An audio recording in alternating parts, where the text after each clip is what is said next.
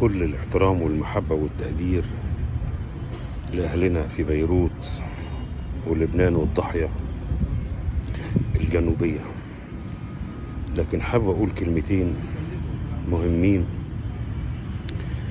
يعني سنة 1840 كان إبراهيم باشا رجع بالقوات المصرية اللي كان فتح بيها بيروت ولبنان وكل المنطقة دي. إنما الغريب بقى والأغرب ارتباط القادة بعض ضباط القادة المصريين بأهلنا وحبايبنا في بيروت. من بينهم ضباط كانوا بينتموا إلى عائلة الدسوقي وعائلة الدمياطي الجميل وعائلة المصري وعائلة الجيزي وعائلة سليمان المصري. حوالي 7 من كبار الضباط اللي كانوا مع إبراهيم باشا قرروا البقاء والعيش في لبنان لتصبح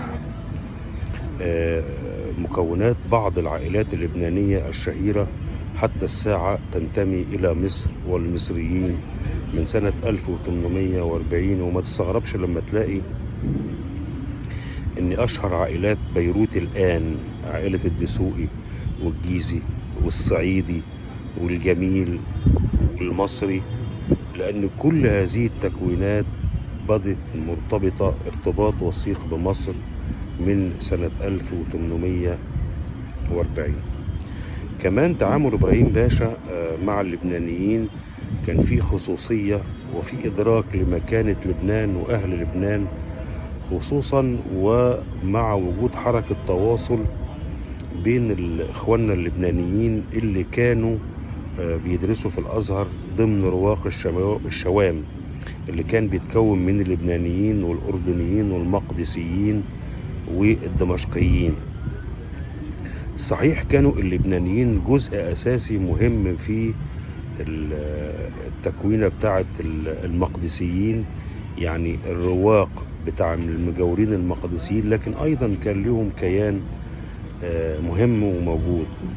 ومن ضمنهم واحد من أشهر علماء بيروت وأحد نجباء الأزهر مولانا الجليل أحمد عباس صالح سليمان المصري.